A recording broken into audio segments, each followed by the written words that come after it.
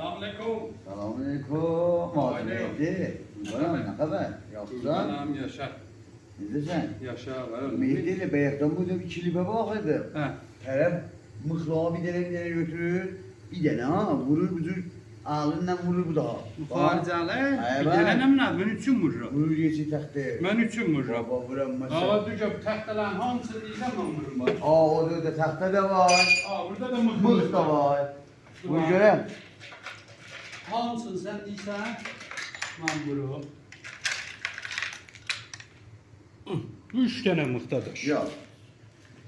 Hamısı emniyyə. Tahtanı da görsen. Buna deyirsən vururum, taxta var. Bu Bada- nazikdir, bu nə mənadır? Bu Baba ile sen ona vuracak hala. Aa, bağlı taxtaya. Gözün Orada üstündə sen də bunu dəmir.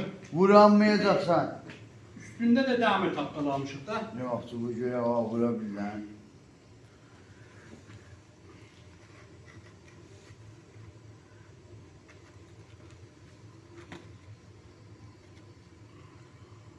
Yo Ali!